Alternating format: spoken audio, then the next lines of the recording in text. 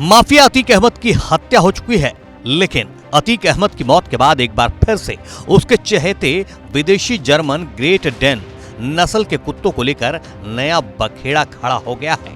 Mafia Atiq Ahmad के कुत्तों की देखभाल करने वाले पेट लवर्स एनजीओ रक्षा ने नगर निगम प्रयागराज पर गंभीर आरोप लगाए हैं।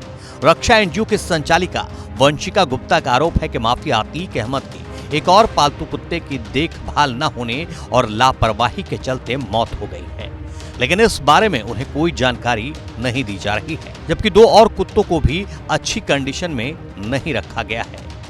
फिर 1-1.5 महीने पहले कुत्ते गायब हो गए।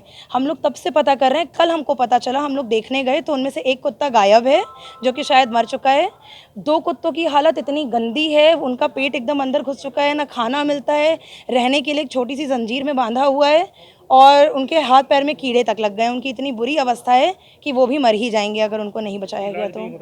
कोई इलाज नहीं हो रहा, खाना तक नहीं मिल रहा है उनको। इसी शिकायत को लेकर कई पेट लवर्स ने नगर निगम के अफसरों से मुलाकात कर नाराजगी जाहिर की है।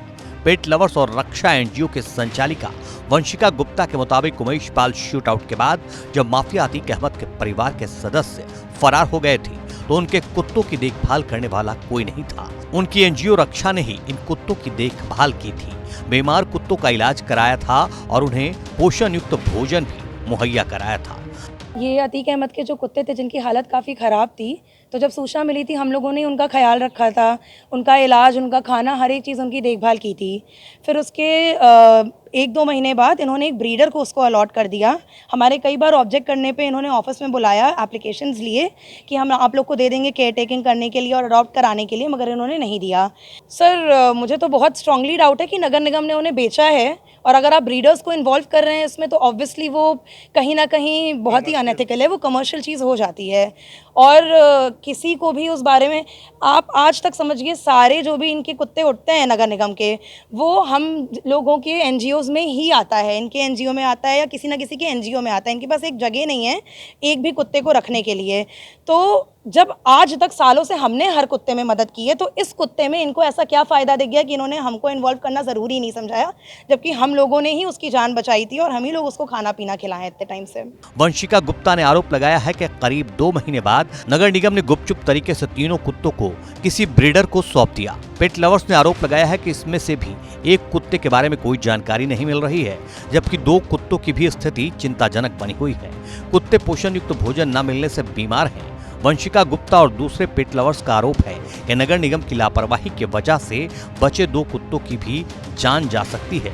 उन्होंने इस मामले में नगर निगम के साथ ही प्रशासन के जिम्मेदार अधिकारियों से हस्तक्षेप की मांग की है। गौरतलब है कि माफिया अतीक अहमद को जहां लग्जरी विदेशी गाड़ियों और विदेशी हथियारों का शौक था, तो वहीं अतीक अहमद ने अपने घर में विदेशी जर्मन ग्रेट डेन नस्ल के 5 कुत्ते भी पाल रखे थे।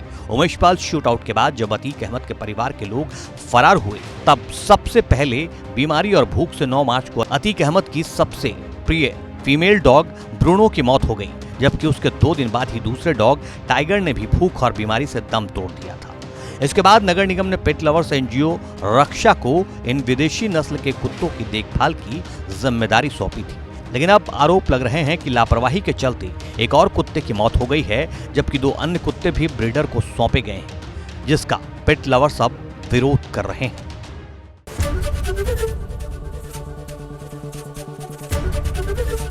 एबीपी गंगा, खबर आपकी, जुबान आपकी।